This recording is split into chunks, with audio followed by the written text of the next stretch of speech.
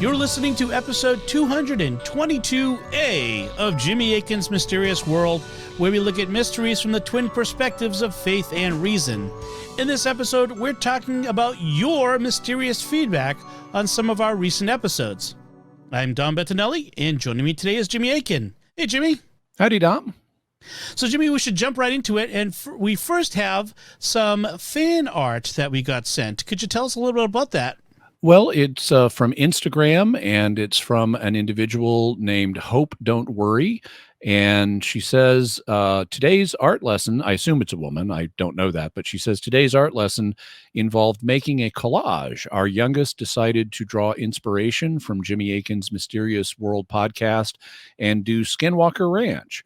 And she has a picture of a piece of paper that has a drawing of Skinwalker Ranch on it. And then on top of the drawing, there are a lot of little Lego figures that are of humans or animals. And Hope Don't Worry says mutilated cow is in the lower right-hand corner. And if you look, there is indeed a mutilated cow Lego cow in the lower right-hand corner of the image. So that's very creative and awesome that we have a young fan who is who's doing art projects based on our episode on Skinwalker Ranch, which was way back in our first year.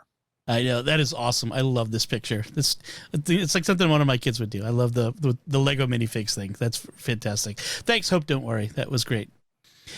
So let's get to some of our other feedback. Our first feedback comes from Christopher, who sent snail mail.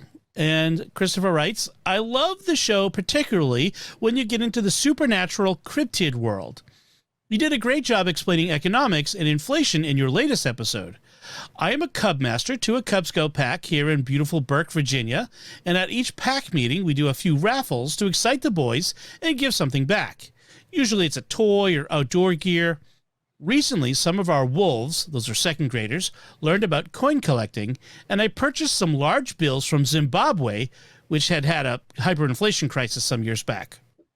I told the boys that by the end of the night, one of them would be a trillionaire. Trillionaire, I just want to emphasize that, and really played it up. The boys had a great time, and I figured with your interest in inflation caused by the government, you might get a kick out of it.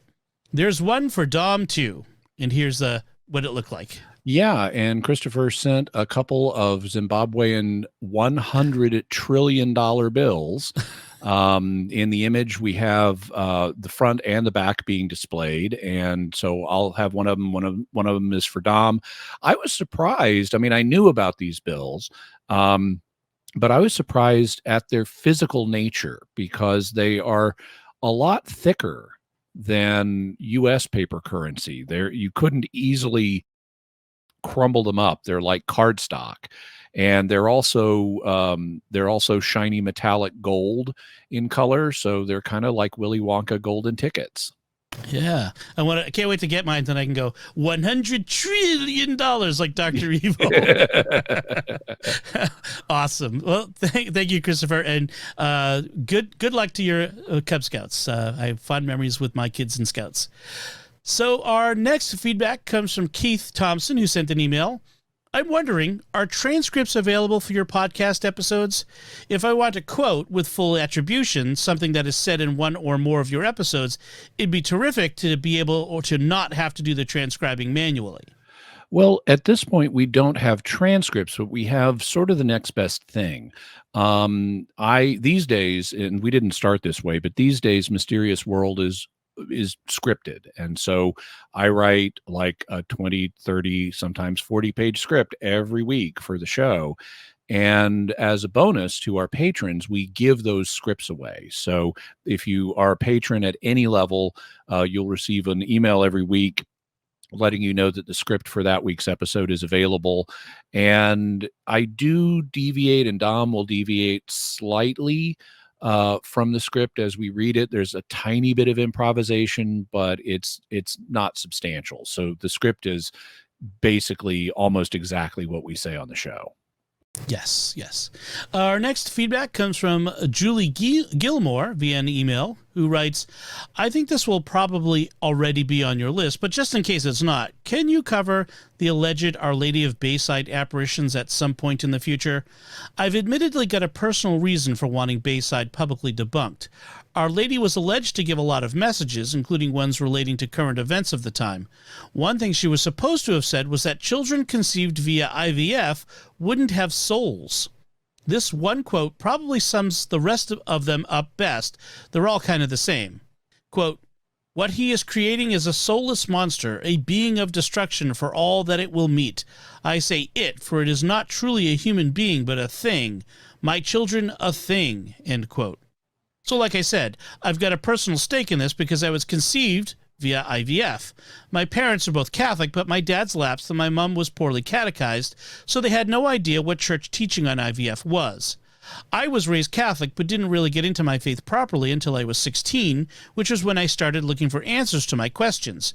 You can imagine how awful it was to Google IVF and Catholic and have a result like the above webpage come up. I still can't quite believe that, despite the fact that the apparitions have been condemned by bishops. Some of my fellow Catholics still hold to them. And that, therefore, there are some Catholics out there who don't think I have a soul. Yeah, well, okay. So first thing, Bayside is on the list of future episodes, and it is an apparition that has been condemned. It is ridiculous in a bunch of respects, including the one you mentioned. The idea that someone born of IVF would not have a soul is, I mean, to be frank, it's stupid. All the way back to Aristotle, it's been recognized that the soul is what makes the body alive. So everything that's alive has a soul. And that's been a standard part of Catholic theology for the last 2,000 years. I mean, you have Thomas Aquinas talking about that. So plants and animals also have souls. They don't have human souls, but they have souls. Also, right, it's right there in James chapter 2. As the body without the spirit is dead, so faith without works is dead. So James recognizes, as an inspired author of scripture, that in order for the body to be alive, it has to have a spirit. So you clearly have a soul or spirit. And this is just an illustration of how ridiculous Bayside is. The visionary in this case was simply theologically and philosophically uninformed. And anyone who buys into Bayside is similarly philosophically and theologically uninformed. And, you know, if I were you, part of me, at least a little part of me, would be tempted to use that and go find Bayside supporters and say, I was conceived by IVF. I am a soulless thing that has come to destroy you. Just like your seer said. That's good. That's good. Oh, man. Thank you. Have fun with that. Our next feedback comes from Aga Okwat via email, who writes, I'm so glad I stumbled upon your podcast. I have previously listened to a show on YouTube, but after a healing service on a First Friday Mass, I've been more and more drawn to learning about my religion. I started listening to Relevant Radio podcast, and from then to Catholic Answers, and from there I discovered Mysterious World. I have withdrawn my financial support from that other show due to their political and religious views, and am so glad to move it to support you. So I'm listening to all the old episodes of Mysterious World and just listened to Mystery of Weight Loss. I have tried low carb with no success, quit alcohol, not an ounce of difference. So then I kept doing that and added IF. Unfortunately, nothing. As a female over 40, the IF was causing me to stress out about it, thinking that it possibly put me in the starvation mode. Don't get me wrong, it felt great. Fasting clears up brain fog, gives me energy, and just overall a feeling of happiness. I even fasted for 12 days. I did lose 10 pounds there, but it all came back when I went back to one meal a day. Love to hear your thoughts on that when you do a follow-up episode on weight loss. Well, I'll give you a few thoughts now. So one of the things that I like about intermittent fasting is that you can make your body lose weight. And it will burn the fat first, which is what you want it to burn. If one is having difficulty with IVF, with IF, then one simply should extend the length of time for which one fasts, or during an eating window, decrease the amount of food that you consume during the eating window. And one way or another, your body has to get calories from somewhere. And if you're not giving it food to get those calories from, it will start pulling them out of fat.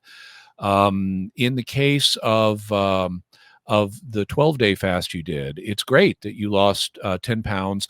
There may be a bit of the reason that it came back quickly, though, once you began eating one meal a day again, may be an indication that what you lost was actually water weight. Because when we are in a well-fed state, our body stores glycogen in liquid suspension in our liver, and that's the first thing that our body burns when we go into a calorie deficient state. It takes that glycogen store of energy and burns it first before it starts turning to our body fat. And so if you were eating at one meal a day enough to maintain your body weight, then your body would have likely had this glycogen store. And when you did the longer fast, that was the first thing that got burned. And you may not have had as may not have had fat burning going on, or at least may not have had as much fat burning going on as one hoped.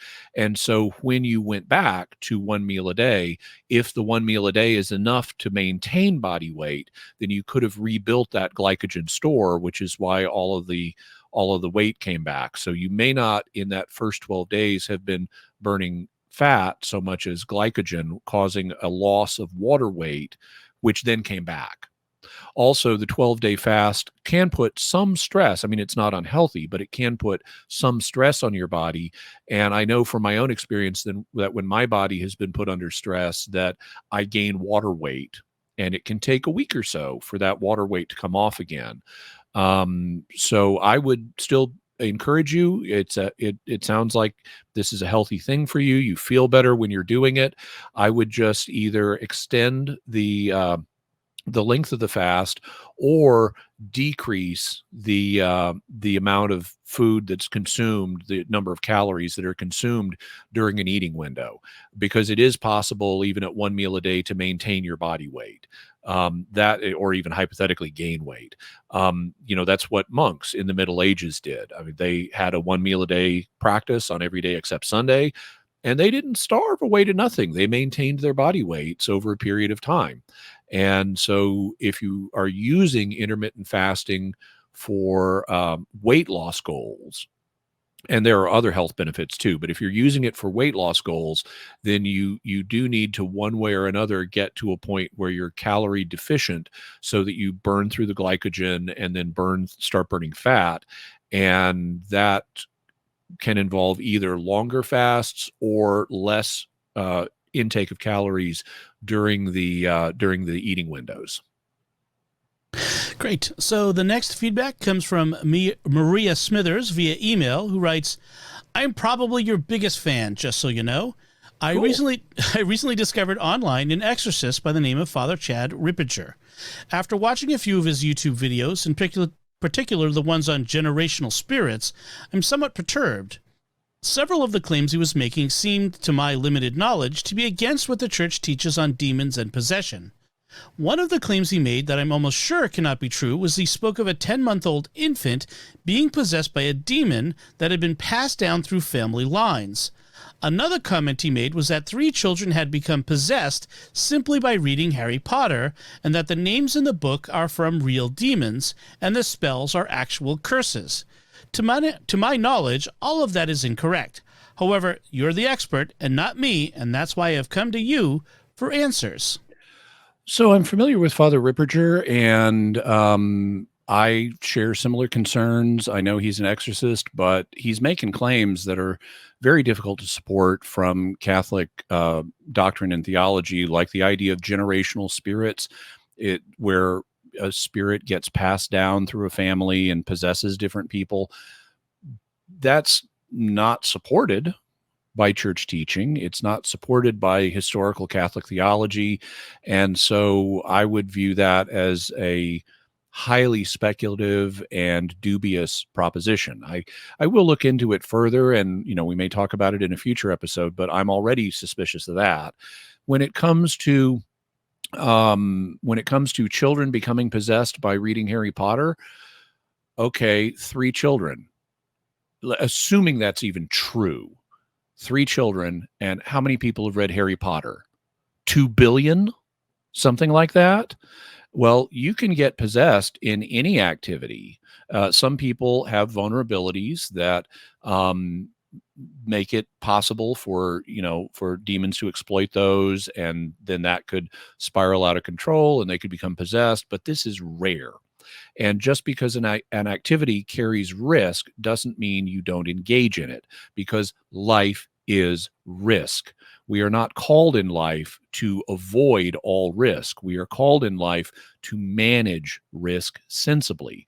Every time you get in a car, you're taking a risk. You could die in a car accident, but the odds of that happening are so low that it's not worth worrying about unless you're like drunk or something, or the driver is drunk. So, so if you tell me 3 kids got possessed out of everybody who's read Harry Potter, even if that's true, and I would still want to investigate, is that true? But even if it were true, that's an extraordinarily low order of risk. There have probably been a lot more people who were reading Harry Potter and had heart attacks in the middle of reading Harry Potter. When it comes to the claim that that the names in the book are from real demons, unless someone in the book is named Asmodeus, this claim is simply unverifiable, because the only demon whose name we know is Asmodeus. He's named in the book of Tobit. We don't even know the devil's name, because Satan is not a name, it's a title. So how would you even know if names in the book are based on real demon names? Because we don't got a list of real demon names. Then there is the idea that the spells in the book are actual curses.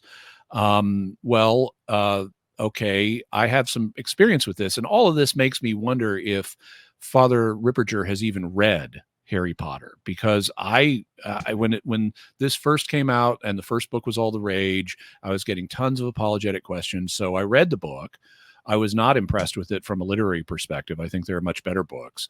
But I needed to read it as an apologist in order to have an informed opinion. And it so happened I was substituting for a Latin teacher around that time, and I took one of the spells from Harry Potter and used it as a classroom exercise. I said to the students, okay, here's this spell. It's from Harry Potter. They use it to repair eyeglasses. The spell is Oculus Reparato. Please parse that for me. And the students thought about it, and then they thought about it some more, and then they thought about it some more, and then they said, you can't. That's not real Latin. And I said, that's right. Not only are these not real spells, these are not even real Latin. It's fake gibberish that has been designed to sound Latinate, but it is not actually Latin. So these spells are just not real. Yeah, like just saying lumos is not, that's the spell for making light. You're just saying light in Latin. So, yeah. Excellent. So our next group of feedback comes actually in Latin, light would be lumen. Lumen, right. So it's, yeah, like I said, if it's lumos, it's even funnier because they've got a Greek ending on it, on a Latin word. In Greek, the word for light is phos. Right. So, yeah, Rowling wasn't looking this stuff up. Our next group of feedback comes from episode 201, The Green Children of Woolpit. And our first feedback is some voicemail from Father Jerry. Hi there, Father Jerry Drummond, and just listened to your wonderful podcast about Woolpit, which is just around the corner from where I live, actually, my stamping ground, as it were. Yeah, brilliant. I didn't know any about that, and it was fascinating. A few of your pronunciations of English town names are a bit off, but these things are difficult. Perhaps there's an episode in that of all the weird pronunciations we have of English place names. Anyway, keep up the good work. It's brilliant. Thank you. Bye. Thank you so much, Father Jerry. Glad you enjoyed the episode. And yes, English is notoriously difficult to pronounce because of its long history and the way we haven't re-standardized pronunciation or spelling as pronunciation drifts over time. And we have the same thing here in America. In my home state, there is a town, Arkansas, where I grew up. There is a town that its name is Spanish for the cow, and because there used to be Spanish settlers in the area. And so looking at its name, you would think the town is named La Vaca, but it is not. The town is actually named La Vaca. And so there are similar things in Texas, where I was born. There is a town, you would think its name is Palestine, Texas, but it is Palestine, Texas. So yeah, it's a local difficulty everywhere in the English-speaking world. All right. Our next feedback comes from Mark Rothermel on Patreon, who writes, I concur fully with the disaster of cultural history infecting the ancient medieval historiography in academia today. There's a real dearth of medievalists producing solid scholarship at university presses. Rachel Fulton Brown is one exception. Eventually, the academic profession will pay a price for this direction of study. One issue with this story is that it probably did not fill a full episode. The conclusion of it being a health diet issue is not surprising, and any other theories, as Jimmy correctly mentioned, are absurd and without merit. Perhaps in the future there could be a twofer episode that knocks out two famous mysteries from the spreadsheet, or even a triple for ones that have simple solutions. I'm continually a fan, but respectfully, this episode did not need to be a full hour.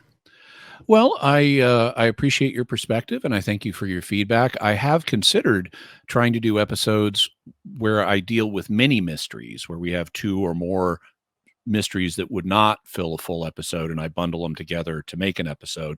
I've certainly considered that, and we may experiment with that in the future.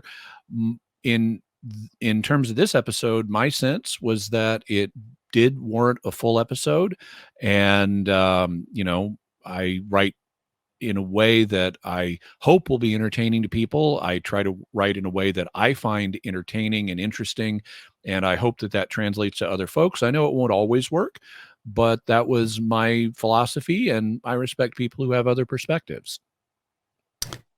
Barb Mills, writes via email, when you started the episode about green children, I was reminded of the blue fugates of Kentucky. There have been several accounts written about them, which I found quite fascinating. They were, of course, shunned and treated unfairly. Yes, and I'm aware of the blue fugates, and they are also on the list of future topics, so we will be talking about them too. Sawyer Getz writes via email, Hey Jimmy, I'm a second-year med student, and while listening to your most recent episode about the Green Children of Woolpit, I was left dissatisfied by your dismissal of genetic causes of jaundice that would improve with eating. There is an inherited condition called Gilbert syndrome in which a person undergoes a short period of jaundice during times of illness, stress, and even fasting. These children were very hungry, and going for a while without food could have triggered an episode of Gilbert syndrome. I love the podcast. Keep up the great content. Well, thank you. I appreciate you raising the possibility of Gilbert syndrome. In my research, I did not find a reference to it, and I also didn't find a reference to jaundice. That was a theory that I proposed as a possibility and then knocked down based on at least the way jaundice normally works. If the children had been away for long enough from their home that they went without food and it caused Gilbert syndrome, I would wonder about the plausibility of that, because it sounds like, from what you said, you need to be without food for a significant period of time, not just a few hours or a day. And it didn't seem like they'd been away from their home for that long. So just something to think about, but thank you for raising that possibility. Tim Lucchese on YouTube writes, Here's my theory, and here are 4 reasons I'm wrong. Jimmy, you're my hero. Thank you very much, Tim. I do try to be just as harsh on the ideas that occur to me as I am on other ideas, because I know that the first thing that pops into my mind is not always right. So I want to, as St. Paul says, test everything and hold fast to what is good. Mausiklan O'Kaley on YouTube writes, "This is a great episode and a great subject. I really love the semi-formality of the show. I love how cautiously and slowly you unfold the case, examine the sources, explain the context, etc. So much programming, online and in traditional media, is quirky these days, in a very contrived and tiresome way. I enjoy the comparative lack of quirkiness on Mysterious World. Which is not to say that you don't use humor, you do, but not in the kind of frenetic, let's not take anything seriously way that's too common these days. You actually take the subject seriously." I know what you mean, and I've heard podcasts where I've heard podcasts, in fact, dedicated to mysteries, where they're trying to like do a blend of mystery and comedy on kind of an equal footing. I mean, I have no problem using comedy as spice on Mysterious World, just to, accentuate the entertainment value of the show.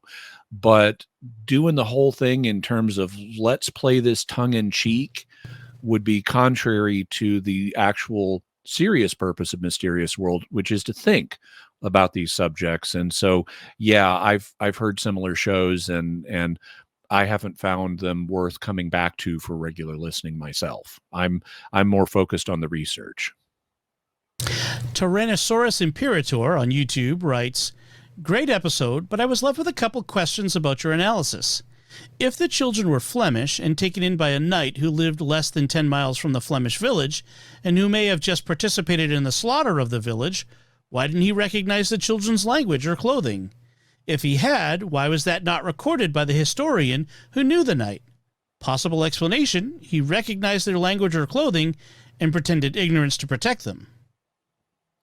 I would agree. That's a possible explanation. It's a little hard to know at this distance in time, but I would say that's certainly possible.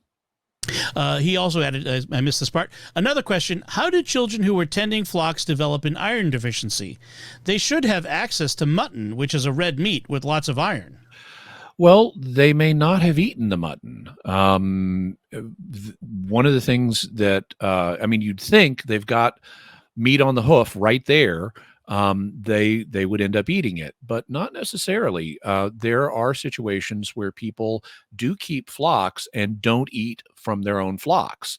For example, if you look in the parable of the prodigal son in Luke's gospel, one of the complaints of the older son who stays at home is that his father has never given him a goat to eat and enjoy with his friends, even though they keep flocks. And so there are situations where people, especially if they're poor, may be keeping the meat in the flocks to sell to others, so that they can then get that money and use the money to buy cheaper food that they can eat themselves. So I wouldn't rule out the idea of an iron deficiency developing for that reason. Also, this could be a detail of the story that is not accurate. The children may have made up the fact that they kept flocks because they were never seen with sheep. They just said that they had been keeping flocks, and that could have been something the children made up as part of a cover story, or it could have been something that got mangled in transmission. Maybe that's something someone misremembered about this in the telling of the story. Berserkly writes on YouTube, "If you eat a lot of carrots, you'll turn orange. If you eat a lot of green beans, can you turn green?" So, carotenoderma is the condition where your skin turns orange, and it's caused by overingestion of, it's caused by carotenemia, which is excessive consumption of beta carotene, which is a kind of vitamin A. The green color, and beta carotene is found in carrots. So yes, you eat too many carrots, you will turn orange. The green color in vegetables is caused by chlorophyll, but chlorophyll breaks down very quickly in the body. Our digestive system, decomposes it. Beta carotene, on the other hand, is harder for our bodies to eliminate, which is why beta carotene can build up in the skin. So that's the basic reason why you can turn orange by eating too many carrots, but you won't turn green by eating too many Brussels sprouts, because the chlorophyll breaks down much more easily in our metabolism. However, beta carotene isn't just in carrots, it's in all vegetables. So you might hypothetically get carotenoderma even if you're eating greens. Yes, hence the Jolly Green Giant. Well, he's not the Jolly Orange Giant. I know. I was trying to get a Green Giant joke out of that, and I missed. So okay, I'll move on. Works as a dad joke. Yes, it does. So JTR Latinist writes on YouTube, thanks for sharing the story. It wasn't that long ago I would have been completely closed off to a story like this because of my strictly literal upbringing. I would have assumed it was just ramblings of a superstitious people or a fable. This has really humbled me to considering things I've never considered when it comes to old stories like this one. I found it is my pride that leads me to this thinking because I assume that in our modern times, we're so much smarter and better than our ancestors. I'm coming to understand our ancestors may have more sense of the divine and wisdom than we do today. Thanks for sharing the story and expanding the possibilities in my mind. God bless. Well, thank you very much, JTR Latinist. I'm glad you found the episode helpful. And I appreciate, while our ancestors were not any, well, actually, there is some evolution for upward pressure on human intellect. So we are actually probably a little bit smarter than our ancestors were 1,000 years ago. And that's a subject we can the evolution of human intelligence we can talk about in the future. But I appreciate the caution that you have about tales from this period, because if this were 1,000-year-old story that we didn't have early accounts of, I wouldn't have even covered it on the show, because if a story's changed hands over 1,000 years and not been written down, then that is something, where our first documentation is way late. Then there's too much room for rumor and legend and folklore to develop. It was the fact that I was able to find 2 early accounts written in the same century as the events that gave me enough confidence to even cover it on the show. So once you have that early evidence, yeah, something is definitely much more coverable, and we need to take the perceptions of the people at the time seriously. But if something is written, 2, 3, 4, 5, 600 years after the event, it's really not something that can be counted on historically. And Herat on YouTube writes, obviously there were aliens that came from a parallel world that also has Christianity and St. Martin. After coming through the portal that took them across space into our parallel world, they unfortunately later got taken and replaced with fairy changelings, hence the change in skin color. Interesting theory, Herat, and we will be talking about fairy changelings in the future. All right. So our next feedback, our next group of feedback comes from our episode 202 on blue panic orbs. And the first feedback comes from Professor Charles, who sent in some audio feedback. Hi, Jimmy and Dom. I was really excited to hear the episode on the blue panic orbs. I've always thought they were one of the scariest things that you've talked about on the show so far. I wonder if you would connect the blue panic orbs from Skinwalker with orbs that were in the Colares UFO incident in Brazil. Also, there were some of the Chupa-style crafts at Skinwalker that also showed up in Brazil. And then finally, I know there were some blue orbs or something like that were seen around the Dyatlov Pass incident. So I wonder what you think about some connections about blue panic orbs or blue orbs in general that have been seen at other sites like in Brazil and at Dyatlov Pass. Thanks again for continuing to produce such a great show. Well, thank you so much, Professor Charles. I am aware of the other sites that you mentioned and reports of of orb-like activity there. We discussed Skinwalker Ranch back in episode 36 and the Colares UFOs in episode 74 and Dyatlov Pass in episode 24. So we've already done full shows on that. If you haven't heard them, you can check them out. For Skinwalker Ranch, go to mysterious.fm/36. For Colares UFOs, go to mysterious.fm/74. And for Dyatlov Pass, go to mysterious.fm/24. So I'm aware of the connections. Also, one of the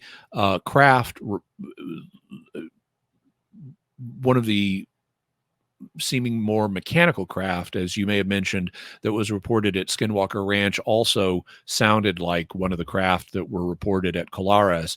But whether these were exactly the same things happening in these different places is something that I don't really know enough about to have an opinion, but I do think it's noteworthy that similar phenomena were reported.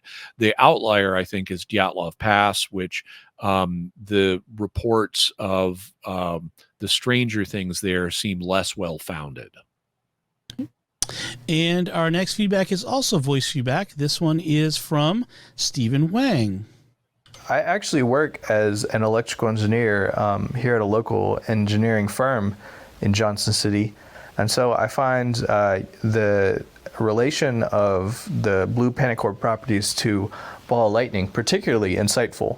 Whether it's air or whatever other materials could be contained in the ball lightning that aren't typically electrical, there has to be such huge potentials to create these visible, this constant emission of light.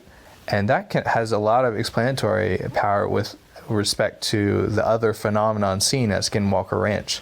For example, when the blue Panic Orb came near light bulbs, that huge voltage potentials actually have the ability to dim light bulbs directly. The mechanism of that is that the huge potentials with respect to the ground are creating a huge voltage potential field initiated by that ball lightning that is actually overriding the potential that the power grid is trying to put on each specific light bulb. The voltage potential created by the ball lightning in the air related to dielectric breakdown and the field that's creating might actually override the voltage potential that the power system is trying to put by design on the light bulb. And therefore, if the voltage forced by the ball lightning reduces the voltage seen by the light bulb, then it's receiving less voltage, it's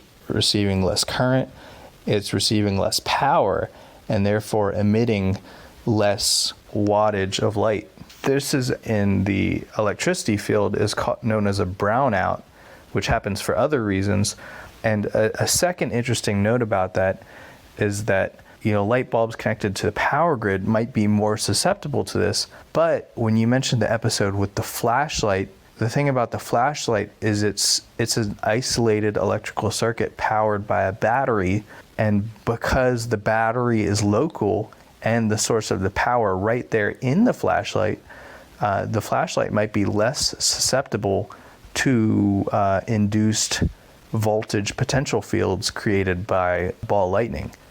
And therefore, so when they turned the flashlight on and shined it at the blue Panic Orb, and the blue Panic Orb responded, that actually might be an indication that a flashlight can do better in that sort of environment where a blue Panic Orb is the one creating huge voltage fields all around the area. Thank you very much, Stefan. And I appreciate the perspective of an actual electrical engineer and how this could be related to brownout phenomena and why a battery-powered device might be more able to function normally in such a situation. The question of exactly what happened with the lighting system is also discussed by our next correspondent. Yes, Logan Bailey's Fun with Trains writes on YouTube, I think whatever orb dimmed the lights in the house actually could have drawn power away from the electrical circuit in the house by acting as a conductor from the overhead power lines that feed power to the home and causing what is known as a single phase, as in the U.S. powers provided by two 120-volt lines into the home to provide 240 volts. If there's a break or a shorting of the circuit, like a tree limb closing the connection or a fuse or safety device failing, it could cause the lights to dim, and some more heavy appliances motors will still try to operate or will shut off from some low voltage sensors. I've had the issue happen to me several times in the past from some pretty severe storms that have caused portions of one of the lines to be knocked down, or a tree has fallen onto the lines, causing the issue. Also, I've heard of blue balls occurring from some older coal miners. I live in southern West Virginia for context. Usually they would form after some type of outage in the mine, usually a power outage or power loss to the section of mine they were in. What is usually believed to have been the cause was a pocket of methane being ignited by the teeth of the miner striking a rock or other hard object, creating a spark igniting the methane.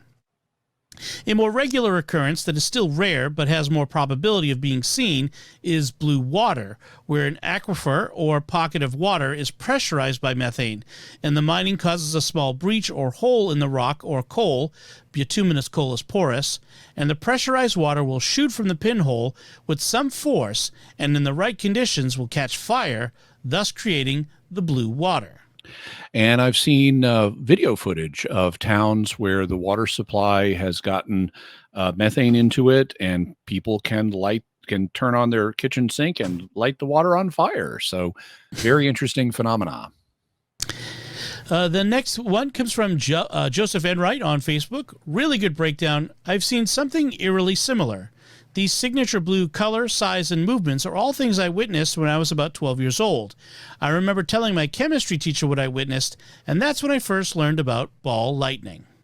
That's really cool that you may have been able to see ball lightning yourself. It's a rare phenomenon, and so being able to see it is awesome. Timothy Jones writes on Facebook, are there many reports of blue panic orbs having been seen indoors?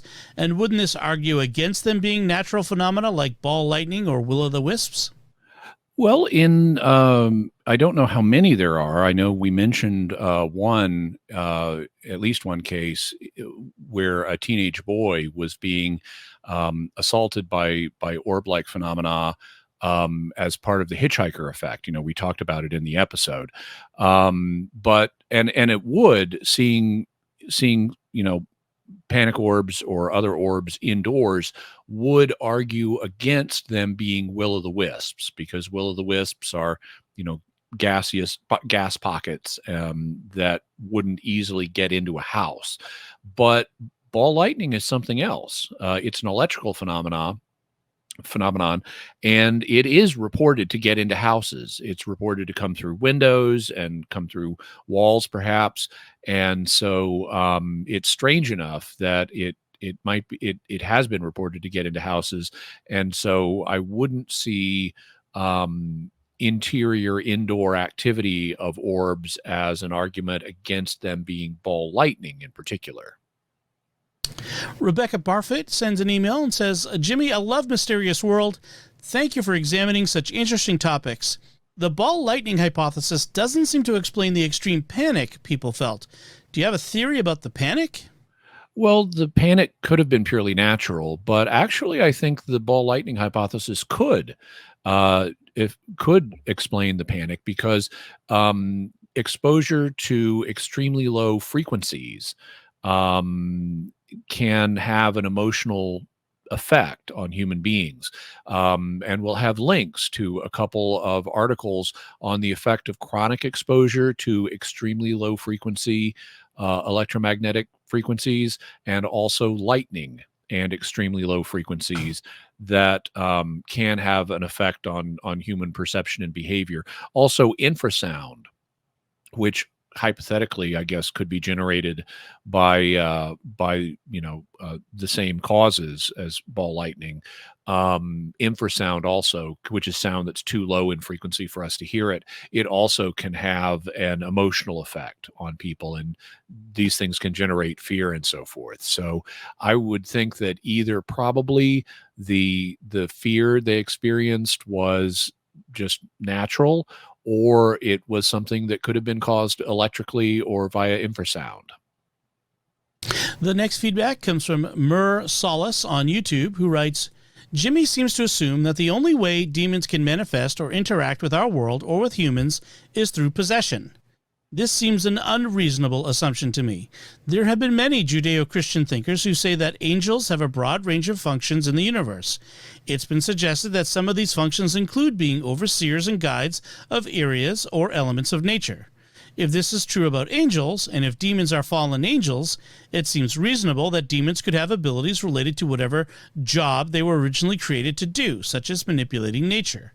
Calling something ball lightning is like explaining one unexplained phenomenon by labeling it as another unexplained phenomenon, since as far as I know, ball lightning has been rarely documented and its causation, method of formation, behavior are no better understood than our blue orbs.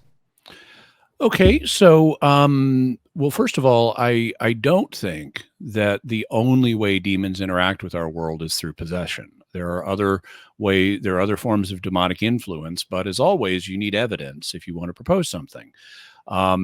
Just because the idea was proposed, for example, that angels push the planets around and that's why they move, has been proposed, doesn't mean it's a good explanation. I can't rule it out that angels are pushing Mercury and Jupiter and Mars around the sky, but gravity seems to explain their motions very nicely and more simply. So not all ideas that have been proposed in history are good ones. Furthermore, you had people in history propose the idea that the planets in the sky have souls, and that appears not to be the case. Souls are what keep living things alive, and none of the planets appear to be alive. In terms of ball lightning, now you said that by appealing to ball lightning as an explanation for the blue orbs, I would be explaining one unknown phenomenon by another unknown phenomenon, and you could easily switch over to demons as an alternative hypothesis. But I don't really think that's the case. Ball lightning is something we have some understanding of that appears in other contexts. And so what I'm doing is explaining what I was doing by proposing that as a possible explanation for the blue orbs. I didn't say they are ball lightning, but by proposing it as a possible explanation, what I was really doing is explaining a less well understood phenomenon, namely the blue orbs, by a better understood phenomenon that is better established. So it wasn't explaining one unknown by another unknown. It was explaining an unknown by a better known system.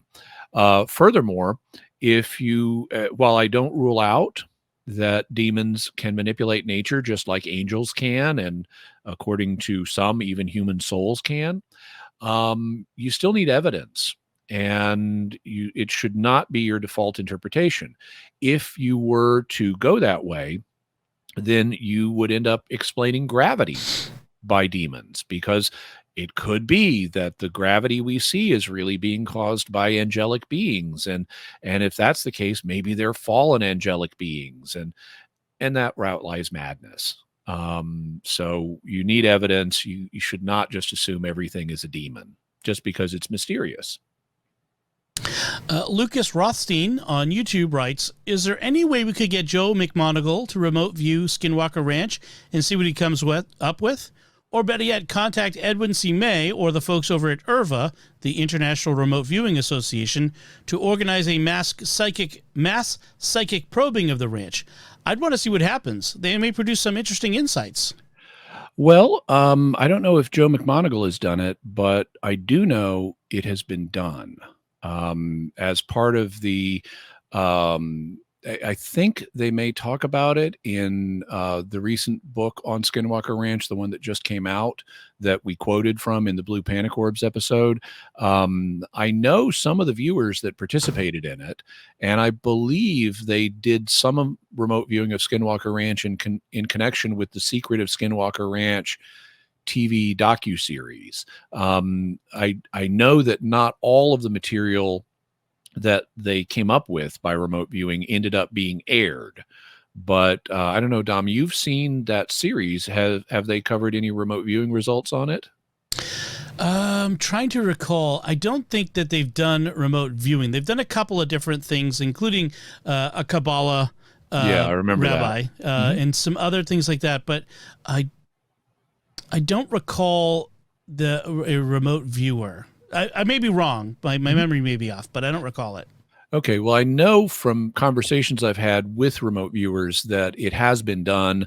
They had a team of different remote viewers looking at the site, and they got some interesting results, but I'm not aware to the extent that those results are in the public domain yet. And our next our next comment is related, in fact. Nick Medley writes on YouTube, "It's fascinating you pointed out the commonality of radiation and radiation-related sickness.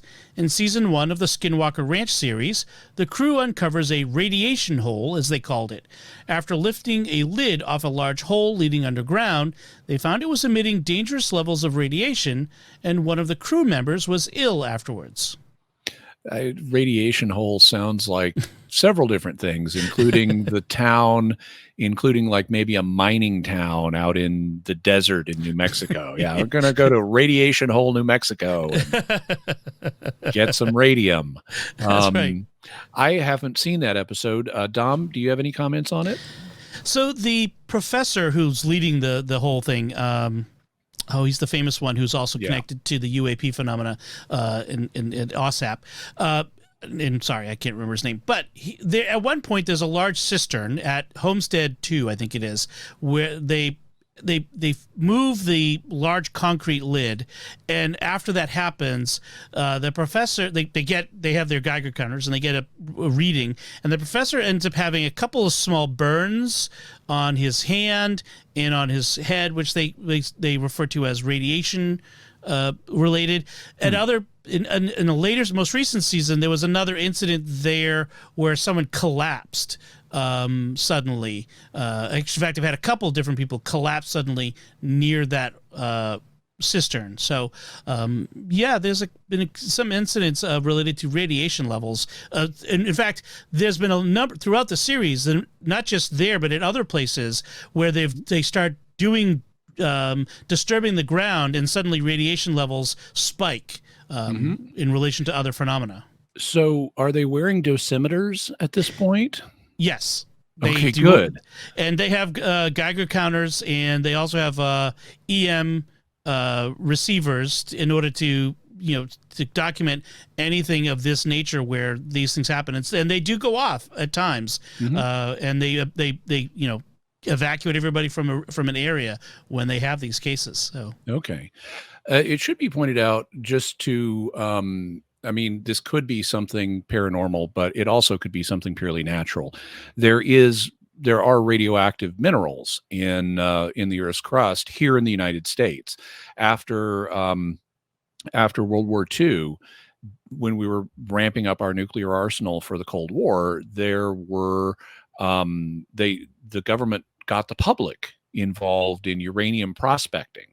And so there were people who would go around, including in the Southwest, looking for deposits that could be used. And so it could be there's a deposit of uranium or something else radioactive under Skinwalker Ranch. And if you disturb the ground, it's going to expose the radiation.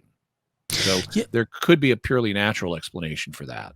And at the end of the last season, they did some drilling, and they were coming up with all kinds of exotic metals and materials. So it's entirely possible that there's, that sort of thing under there. So I would agree with that assessment. Okay, so our next bit of feedback comes from episode 203, All Dogs Go to Heaven. And the first feedback comes from Dominic, who says... Hi, this is Dominic. I'm a really big fan of the podcast, but I have a question about your latest episode about animals going to heaven. Why do we need them? Because God will supply eternal happiness for us. Thanks. Bye. Okay, so it's a good question. The question assumes that the animals would be present in the afterlife based on human needs, because you ask, why would we need them in heaven? Well, maybe it's not, maybe they're in the afterlife not because of us. maybe God, just like God is giving happiness to us in the afterlife, maybe God wants animals in afterlife not for our sake, but for the animals' sake, because he wants to give happiness to them too. So I wouldn't make the assumption that everything that happens in the afterlife has to be based on humans and human needs. Also, God chooses the means by which he gives us happiness, including happiness in heaven. And he could choose to include animals as one of the ways that he gives us happiness, just like being reunited with our deceased human relatives and, our loved ones and our friends will also make us happy in the afterlife. So he could include, if he chose, being reunited with animals that we knew and loved, like our pets, as another way of giving us happiness in the afterlife. Very good. Next feedback comes from Lauren on Patreon, who says, I'd like to throw out another possible piece of evidence in favor of animal afterlife: deathbed visitations. This phenomenon is something I watched my grandfather experience in the final weeks of his life, when visitors twice came to his room that only he could see. Conversations with his hospice nurses revealed not only is this not particularly uncommon amongst the dying, but that reported visitors can also include deceased pets. So if experienced hospice workers don't raise an eyebrow when otherwise lucid patients mention their childhood dog stopped by alongside great-grandma, well, that may not be proof enough of animal afterlife for everyone, but it's good enough for me. And I agree. Deathbed visions and experiences like this are also a form of evidence. We didn't, in order to keep the episode at a reasonable length, we didn't go into every kind of evidence we could have. But I think those are also things that should be seriously considered. It's also possible that someone is hallucinating, but it is something that shouldn't simply be dismissed. Our next feedback is from Bobby Hagedorn via email, who writes, Thank you so much for your episode on Animal Afterlife. I want to share my personal story with you. A beloved cat pet of mine passed away at the age of 20. I loved her so much, and her death was a major blow. I felt it very hard. I guess I never thought that much about Animal Afterlife, but with her death, I started to think about it and just sort of pushed it aside at first as I mourned and tried to process everything. I went down the rabbit hole of Catholic views on this subject. To say it depressed me is a significant understatement. It triggered a crisis of faith in my life that was the deepest I've ever had. When I saw that your schedule for April included this episode, my heart dropped. I love your show. I've been listening since early 2020, and it is by far my favorite podcast. But I feared that my favorite podcast personality and one of my favorite Catholic personalities was going to just re-echo the sad theological opinion I had read so many times from so many others. I was so pleasantly surprised to hear your take. Believe me when I say that this issue has sort of consumed a lot of my thinking in the past months, and the conclusions that you came to in this episode are the ones that I had come to. I thought maybe I was crazy, but knowing that Jimmy Akin had a similar thought process makes me feel so much better. We don't know what happens to animals after they die because the church does not give us a direct answer. But I do have hope, and listening to your episode has lifted my spirit, fed my faith, and effectively ended my crisis of faith. I just wanted to thank you for this. You cannot possibly know the difference it has made for me. I feel like an incredible burden has been lifted, and my faith has been given a new life. Well, I'm so glad that that the episode helped you so much. I'm really gratified that it was able to do that. And you can count on me not to simply repeat common theological opinions without examining them. That's not what I'm about. I'm about examining things. And so even if I've heard a standard idea for ages, my inclination is to dig into it and question it and see what the evidence is for it. And so I'm open to possibilities that differ from the most common theological opinion. It means I live with a little more uncertainty than some other people do, but that's okay. There's mystery in the world. And also, I can be wrong. So, and I never expect everybody to agree with me. So, one doesn't want to read too much into my opinions, but I do try to make them informed and critically incisive of the subject I'm looking at. Our next feedback comes from Caleb Frank via email, who writes, if humans are only different than animals in kind, then why should we prefer human life over animal life in our moral judgments? If it's merely a case of degree, then wouldn't a severely mentally handicapped human be less morally valued than a typical functioning animal? Obviously, this cannot be the case, as it leads to morally incorrect judgments about the very young and mentally handicapped. As an uninformed non-expert, my answer would be that humans are made in the image and likeness of God. But this episode did not mention this in either the reason or faith perspective, leading me to speculate that Jimmy Akin's perspective is that while humans are made in the image and likeness of God, this does not set them apart from animals, except perhaps by degree. The verse says humans are, but does not say animals are not. Okay, so I guess the first thing to say is you're correct that the verse in Genesis says that man is made in Genesis 1 says that man is made in the image of God. It does not say that animals are not, but the context clearly implies that they are, because God has already created everything else. He's created the sun, the moon, and the sky, and the sea, and the land, and the plants on the land, and he's created the birds and the fish, and then he creates the land animals. And then he says, now let's make man in our image. So it's clear that at least the way the term image of God is being used in Genesis, it indicates a characteristic of mankind that is unique, that is not shared by any other earthly creature. And you're also right that is the difference between us and the animals. We have the image of God, animals do not. And that's this is one of the reasons, and you can argue it's the decisive reason why humans have rights and animals do not have rights. But the question then becomes, what is the image of God? I mean, it's obviously not a physical image. It's not God doesn't have two eyes and a nose and things like that, not apart from the incarnation. So what is the image of God? Well, in the Middle Ages, there was a tendency to associate the image of God with a specific faculty that humans have, like reason, or perhaps moral judgment, or something else that is intrinsic to us. It's an ability that we have on this view. And if you make that assumption, then it raises the question of, well, what abilities do we have that animals don't?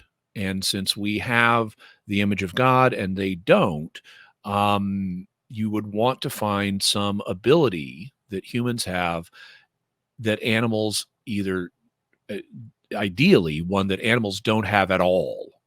And that drove a bunch of the thinking on this subject in kind of the middle period of church history.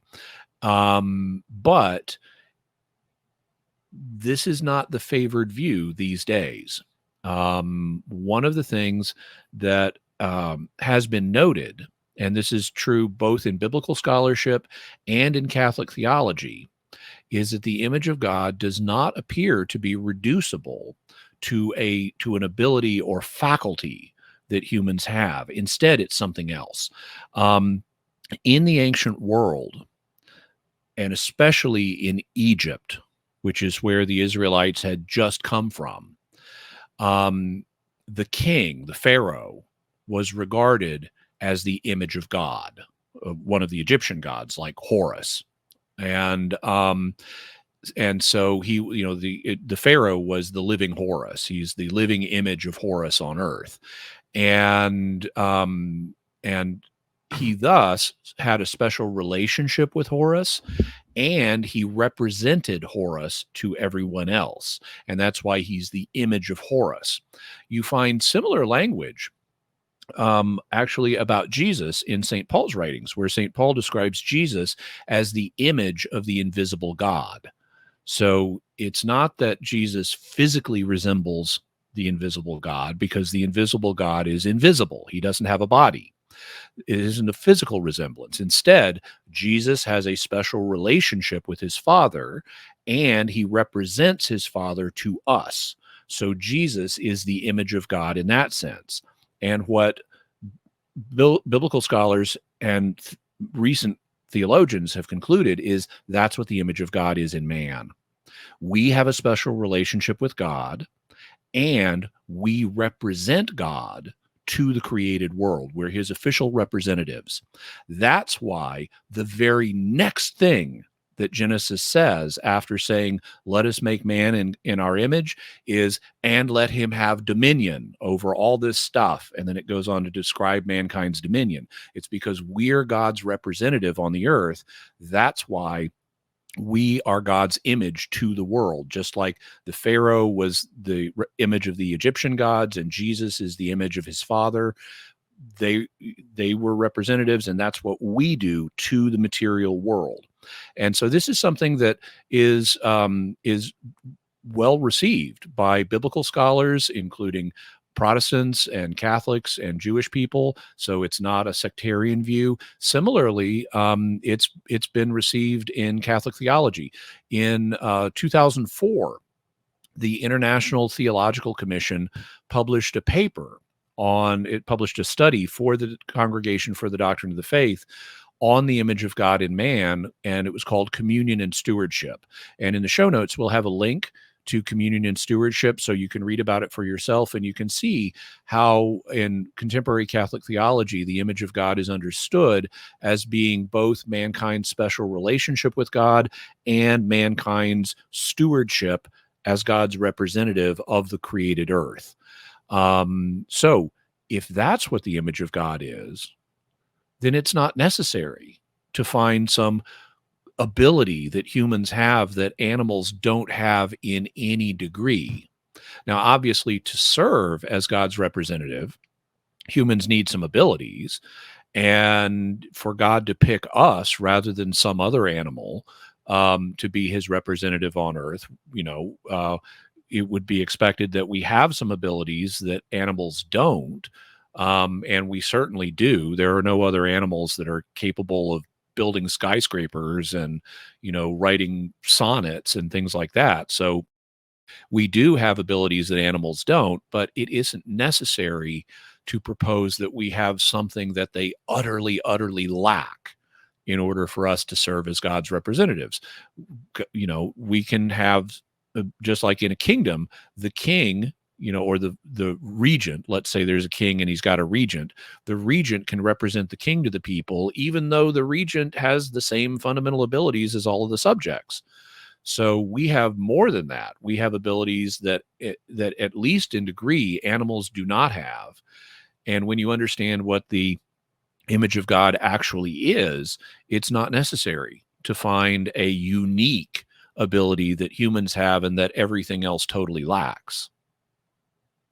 All right. Our next email comes from Connie Zinkowitz via email, who writes, in the last episode on Pets in Heaven, there was one thing that really grated on my sensibilities. Jimmy used the term retarded several times to refer to persons with significant disabilities. I'm the mother of a young lady who is 36 and has very significant disabilities, and I have worked for years to get her included in the mainstream of life, both in school, parish life, and the community. The current way to speak of people with disabilities is people first. Therefore, you would say a person who uses a wheelchair, not wheelchair bound. A person with cognitive disabilities, not retarded. A person with epilepsy, not an epileptic. These terms give respect to the person God created first, with their gifts and challenges, not the thing or the condition that limits their mobility or their cognitive abilities. Thanks for considering this point of view in the future. Well, thank you, Connie. And I am sensitive to this issue. I often use what you call person first language regularly on various things and for a variety of different reasons. I'm sorry to hear about your situation, but I'm glad that you're there for your daughter and that you're able to do what you can to get her included in mainstream life in, your in school and your parish and in the community. That's great that you're doing that. At the same time, our culture right now is infected by a kind of oversensitization to the use of language. And this is what's been driving a lot of attempts to revise English in recent years, and it's really only just in a recent few years. There are a couple of things to think about in that regard. One of them is that frequently when a term is used in order to avoid an unpleasant implication, it can result in something called the euphemism treadmill.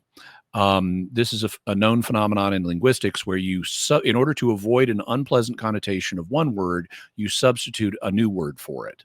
But eventually, the unpleasant connotation from the old word gets attached to the new word. And then you got to find another one. And then eventually the unpleasant connotation attaches to that. And it just keeps going. And you find yourself on a treadmill, constantly having to use new terms to try to avoid unpleasant connotations.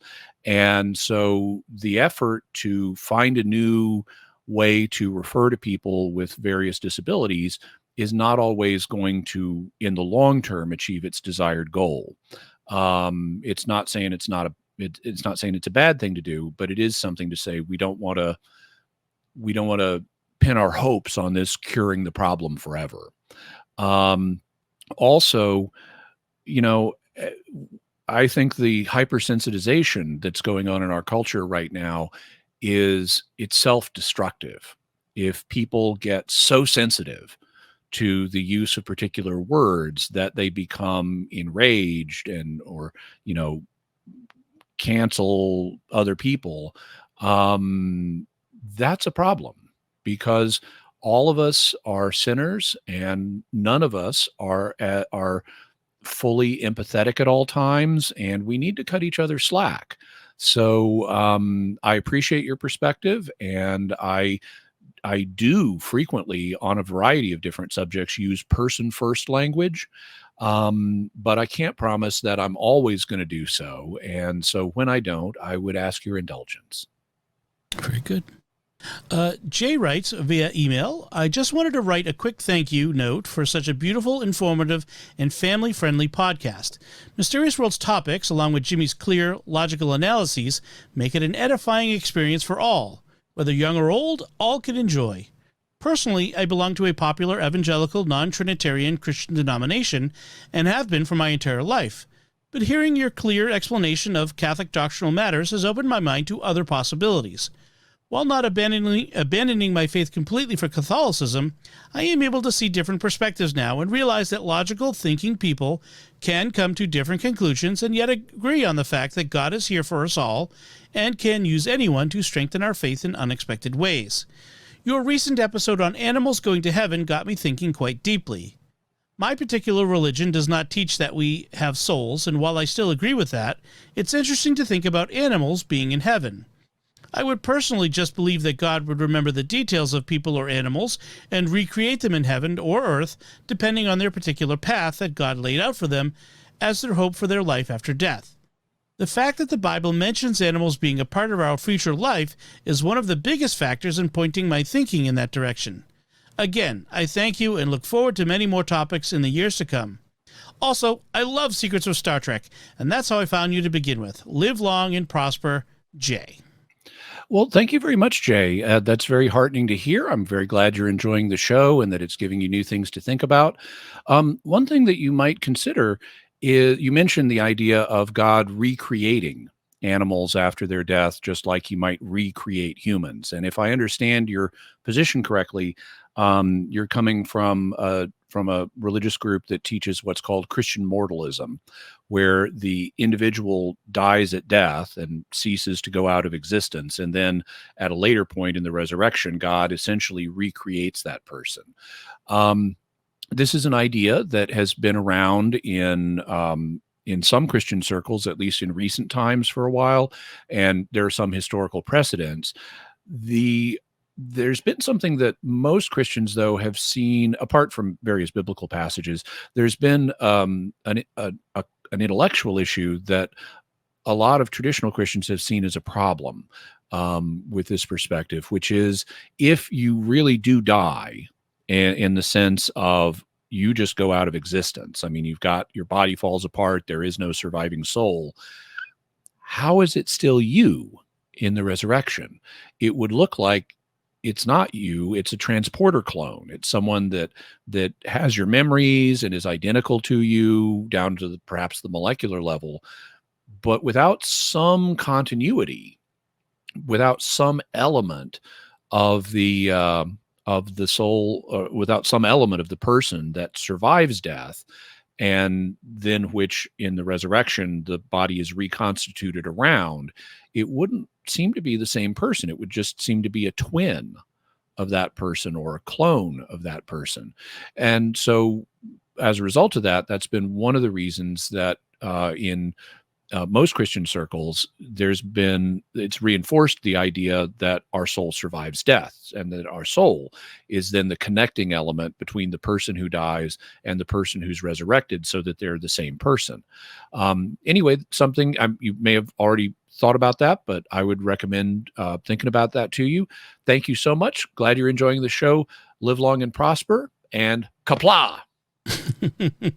Yes. Thomas Bischoff writes via email, just wondering your thoughts on this. Around 30 years ago, just after graduating high school, I worked with my buddy at a restaurant. My friend's older brother had just given a dog to his parents, and my friend Matt was complaining that the dog was always doing things such as barking at him, biting him on the back of his legs, waking his parents up when he got home, etc.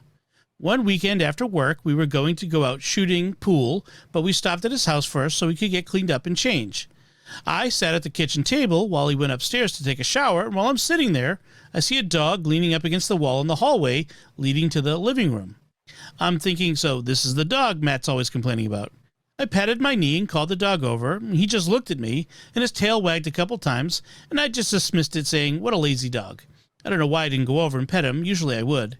The next weekend, we get to his house. There's this black chow barking at the door, and I said, oh, is this the dog you're talking about? Where's your other dog? My friend said, what other dog?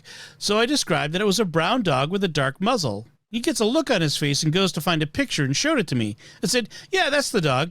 He told me it was a dog he had in grade school, which died 6 to 7 years earlier. And I said, well, I don't know what to tell you, but I saw that dog last weekend. The dog I did see wasn't transparent or ghostly in any way. Well, Thomas, I think you asked what I thought about that. I think it's a fascinating experience, and I would love to have an experience like that myself, though I never have. As we talked about in Animal Afterlife, there are reports of animals appearing even though the animal has died. This would be what's known as an apparition in parapsychology, where someone or some dog in this case who has died appears. So that's why it's called an apparition. And it is reported frequently in apparitions that they look just like any other object you would see. Now, there are cases where people, and in a few episodes, we've talked about a kind of taxonomy or classification system I came up with for different levels of apparitional clarity, like we did that in the bilocation episode. But the kind of the category 1 apparitions are ones that look fully realistic. You would not know anything paranormal was going on just by looking at the apparition. It has to be something else that tells you that. And so, yeah, people do report apparitions that look fully realistic, and this would seem to be, at least based on your description, it would at least sound like a fully realistic apparition of a deceased dog. Our next feedback comes from Jan Check-in, who writes via email, hello, Jimmy and Dom. The episode was fantastic, as I have long wondered if animals do indeed have some sort of afterlife, and Jimmy's conclusion gives me hope. However, while listening to the episode, I had an objection to the possibility of animal afterlife popping into my mind, and I'd like to share it with you. How can, for example, a lion be good according to its nature of being a lion if it cannot hunt and be an apex predator? If the quote from the Bible that you mentioned is to be believed, in a literal and metaphorical way, animals will not fight, consume, or hunt each other in the afterlife. But wouldn't that mean that some part of the lion is not fulfilled according to its nature, namely the part of it being an apex predator, a hunter? Anyway, thanks for the fantastic work you both do. God bless. And you just got yourself a new patron. Best regards from Slovakia. Well, thank you so much, Jan, for your patronage. We really support it. we really appreciate it that you support us. And in terms of your question, I think that we can gain an insight by looking at what we know about humans. Humans, like all organic life on Earth, is programmed to reproduce. It's an essential part of our nature. And even though not every individual human reproduces, we are built to. That's by God's design, and it's also, evolutionarily, any organism that does not reproduce goes extinct. So humans are biologically programmed to reproduce. And yet, Jesus tells us in the Gospels that we will not be married and thus not reproduce in the resurrection. So we will not be fulfilling something that is part of our drive, part of our fundamental human experience here on earth in this life. The conditions in the resurrection will be different in a way that we won't need to do that.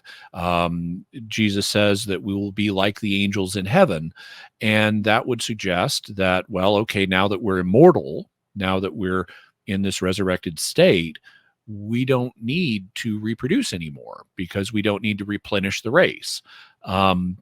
So we won't replenish the race. We won't reproduce. We won't be married.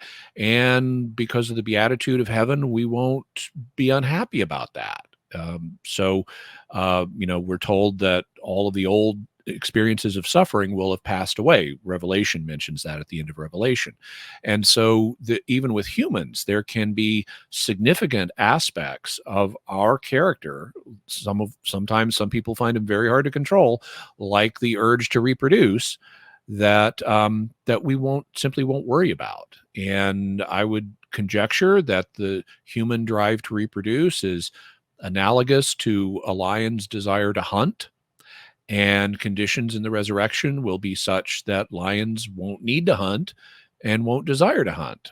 And there's even a hint in St. Paul's letters to the Corinthians that could suggest that, where Paul says that, the stomach was made for food and food for the stomach, talking about the situation with humans in this life. But then St. Paul says, but God will destroy them both, suggesting that maybe in the resurrection, we won't need food. Maybe we'll have it anyway, but we won't need it to keep our bodies going. And maybe the same thing would be true of lions. Maybe they won't need to hunt in order to continue existing in an immortal state. Tony L. writes on YouTube, kudos to you for calling out the modern unhealthy attachment to pets, using them as substitutes for children. It's something I've noticed too, been disturbed by, and not heard talked about much. I don't think it's a coincidence that the pet care industry has grown dramatically alongside contraception and abortion. Yeah, I don't think it's a coincidence either. As people have not had children, they have emotionally felt a void and tried to use pets as a convenient, easy, low commitment way of trying to fill that void compared to having a human child. And I think that's a destructive thing, and our society is going to harm our society. It's already harming some societies, and it will harm ours more in the future. So go out and have babies. Well, I've been doing my part. I have 5. So. Good. Dr. Aaron V. on Twitter writes, I don't know that we need a whole episode on this. Seems simple, actually. Dogs and ponies go to heaven. Spiders and snakes do not. Well, there you have it, Aaron. And thank you so much for your perspective and your support of the show. I completely support the idea of spiders and snakes not being in heaven. Oh, I don't mind them being in heaven, just not the part where I am. There you go. Our next set of feedback comes from episode 205 on Isdal Woman. Philip Smith writes on Facebook, great episode. One question you did not address. If a killer or killers was trying to hide her identity, why wasn't her body buried? Well, I can think of a number of reasons for that. One is that the killers could have been interrupted and had to leave quickly and didn't have time to bury her, or they may have thought they were being interrupted. They could have heard something in the woods and thought, that's people coming, we better get out of here. Another possibility is this is the wilderness, and given the time of year they were doing this, her body wouldn't be found for ages, and presumably it would have experienced predation by that point, and there may have been nothing to find but some scattered bones. So they may have thought that nature would take care of the problem for them. Okay. Moving about and manipulating objects on YouTube writes, no matter where I go now, I always carry a bag full of inexplicable groups of objects, random photographs, and undecipherable documents, so that if I happen to keel over for any reason, my death might be mysterious enough to warrant an episode of Mysterious World. Well, good for you moving about and manipulating objects. Thank you for your efforts to keep our world mysterious. What is this? The old saying, live dangerously and leave an interesting corpse, I think is an old saying I heard once. I've heard a variation, but not that one. Yes. The Catholic Beth on YouTube writes, it's a well-known fact that often Eastern European pro-Soviet regimes would compel people to cooperate with spy missions, usually with threats to family members. It would explain her immense sadness if she was unwilling to cooperate, but had someone back home under threat. It would also explain why she might have viewed suicide as her only way out. These strange men may well have been reminding her of the threat that hung over her. It's certainly possible. And I don't know. I think she probably was a spy. I don't know for sure. I think she was probably a courier.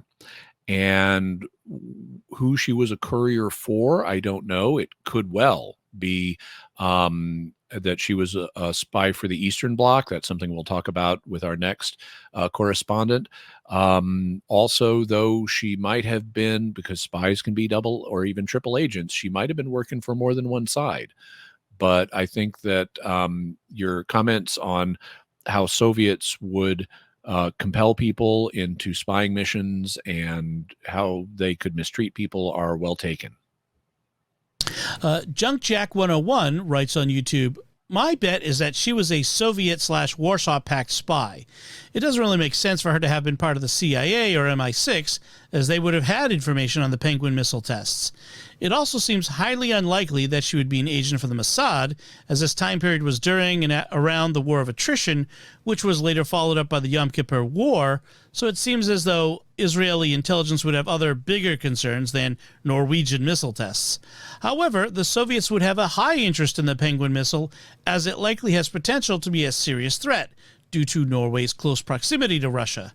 It seems like she might have been assassinated by NATO spies, but perhaps her comrades thought she was putting the spy ring at risk somehow. What do you think, Jimmy? Well, I think there's a significant likelihood that she was working for the Eastern Bloc. I mean, I can't rule out that she was a Western spy, but there's certainly reason to think that she was an Eastern Bloc spy. In terms of how she got killed and who killed her, the first impulse of American or British spies, like from the CIA or MI6, would not simply be to kill her, but to turn her. Because if you've got a Soviet intelligence asset, you want to use that asset. You don't want to just kill the person if you can avoid it. You want to turn them. And so if you see a young and thus inexperienced woman serving as a Soviet courier, you could may want to make a deal with her and say, we'll help you out in various ways if you let us see what's in the courier bag. And so it's possible that Western agents could have killed her, but she was at least apparently seen meeting with these people. At least that's the impression that the story of Isdal Woman conveys, that she was seen meeting with various people. And if they were the ones that killed her, then presumably they would have been other Eastern Bloc intelligence assets as well. And she did something that displeased them enough that they wanted to kill her in a foreign country and not even wait till she got back to wherever she came from. So that could support the idea that she was being a double agent for the West, or at least she was strongly suspected of being a double agent for the West. Jude Peterson writes on YouTube, the etymology lesson at the beginning was the most interesting part of this episode, and I'm not saying the episode was boring. Well, thank you, Jude. We had more than one person saying they really appreciated the etymology lesson. What Jude is referring to is at the beginning, I explained the origin of the word Isdal. Is is Norwegian for ice, and dal is the Norwegian word for valley, which we have two direct cognates of in English. If you think about the farmer in the dell, that's the farmer in the valley. A dell is a valley. And over hill and dale, that's over hill and valley. Dale is another word for a valley. So dell, dale, and dal they're all derivatives of the same root. And so Isdal is Ice-dale or Ice-dell or Ice Valley. And I think it is fun to learn about the origins of words. I also think it gives the listener a hook so that when they encounter a foreign word, if it's one they understand where it came from, it'll be less intimidating to them. Like Isdal, what is that? If you know its root, it becomes a more familiar term. It's like, oh, I get that. I know that. And then you can relax and think about something else. Nicholas Genio writes on YouTube, I disagree with your reasoning. Supposing that I was being forced to do nefarious work because of threats to my family, I find it more likely that the threats would disappear if my dead body were able to be identified. If, on the other hand, I disappeared with no one knowing that I'm actually dead, then my family would be more likely to be targets. Well, that assumes that that her family was under threat, and that may not have been the case. She may have just been a young, inexperienced woman who was in a situation where she was unhappy, and she decided to end it herself. So that is a possibility. It also, if someone is depressed enough to be suicidal, they frequently don't care what their family is going to feel afterwards, or at least it doesn't deter them from the suicide attempt. So if she actually was suicidal, then I don't think that the threat if there was a threat to her family, I don't think that would have stopped her, because with her dead, or even vanished, there wouldn't be a reason to act against the family. Also, she may have counted on her body being found, which in fact it was. She wasn't, way far off a hiking trail. The professor and his daughters found her. So she may have been counting on that as part of her plan. Our next feedback comes from episode 206, How We Found the Universe. John Gilchrist writes via email, I live in Panama City, Florida with my wife and our 4 kids. In 2018, Hurricane Michael devastated our area. The day before Michael made landfall, we evacuated and returned the day after landfall. We arrived in Panama City at night to what looked like a bomb had gone off. I had never in my life witnessed such destruction, nor the natural darkness it brought in its wake. After surveying the damage to our home and property and checking on our neighbors, I took a few minutes to collect my thoughts.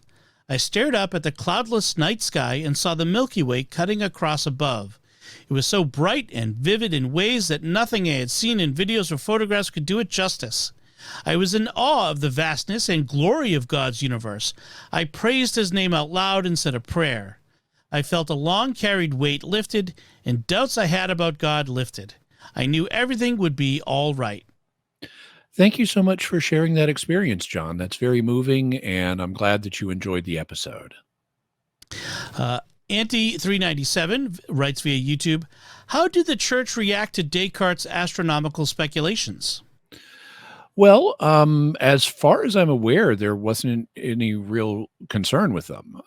Not from there's not, as far as I'm aware, any decree from the Holy Office commenting on them one way or another. It seems to me that Descartes was just proposing ideas that were within the legitimate, range of opinion that Catholics could have philosophically in terms of natural philosophy, or science as we now call it. And so I don't know of any particular reaction, although maybe there's a Descartes scholar out there that can give us more information. And now our next set of feedback comes from our episode 206.1 on the UFO UAP hearings in Congress. And Clint Ellis writes via email, I note that in the initial portion of the hearing, the officials stated that the program would be forthcoming where possible, but without giving our adversaries knowledge of our capabilities.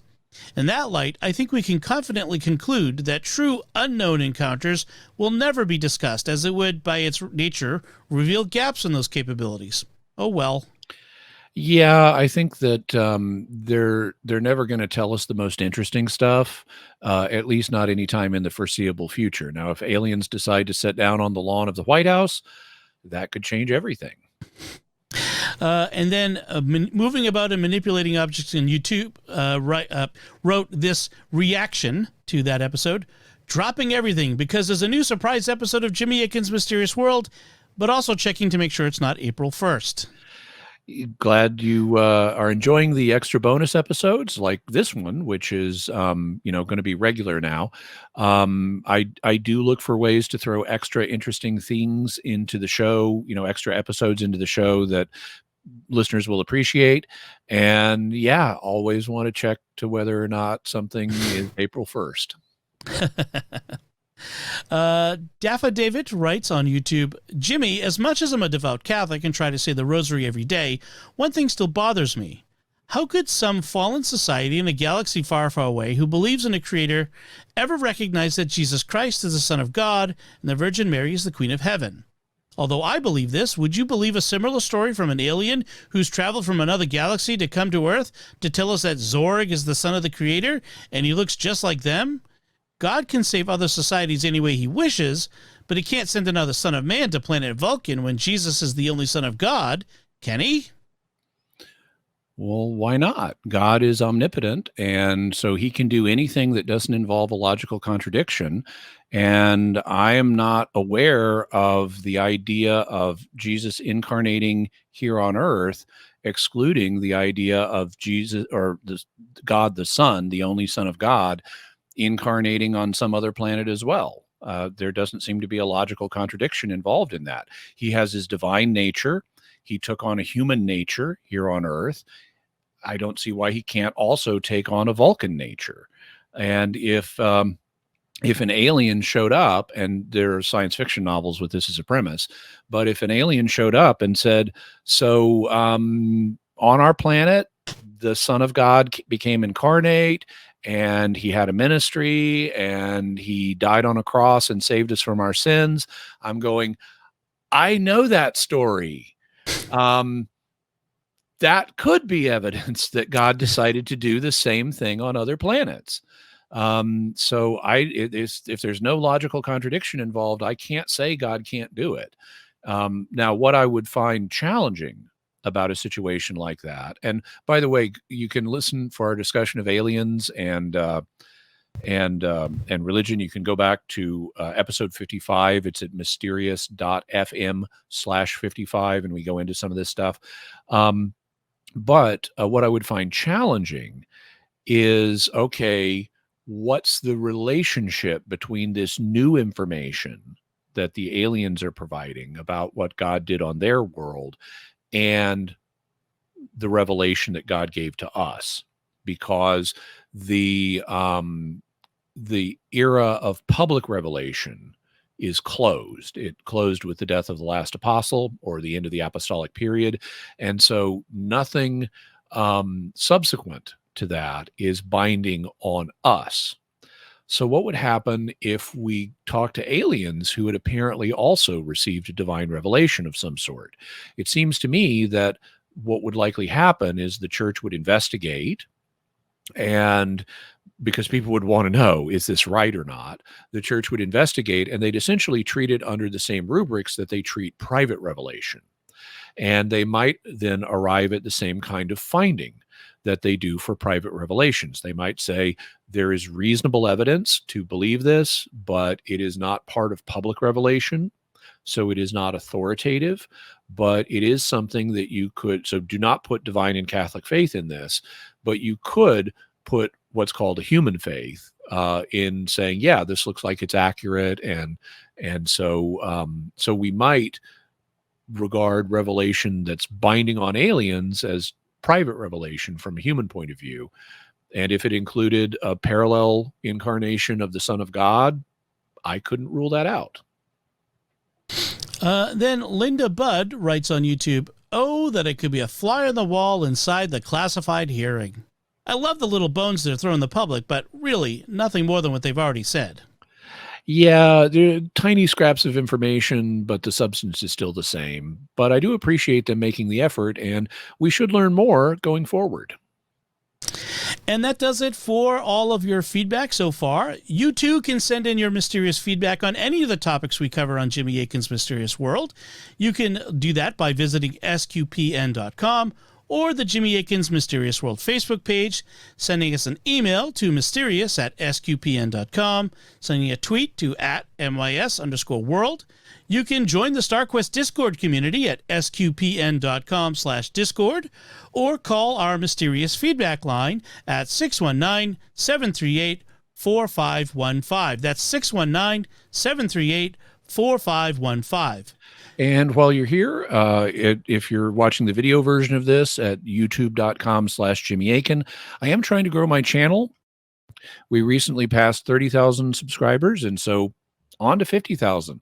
I would really appreciate it if you help us get there. So please do subscribe and hit the bell notification so that YouTube will always let you know whenever we have a new video, whether that's Mysterious World or one of the others I do. And you can find links to Jimmy's resources from our discussion on our show notes at mysterious.fm/222A. That's 3 2s, 222A. And remember, to help us continue to produce the podcast, please visit sqpn.com/give. Until next time, Jimmy Akin, thank you for exploring with us our mysterious world. Thanks, Dom. And once again, I'm Dom Bettinelli. Thank you for listening to Jimmy Akin's Mysterious World on StarQuest.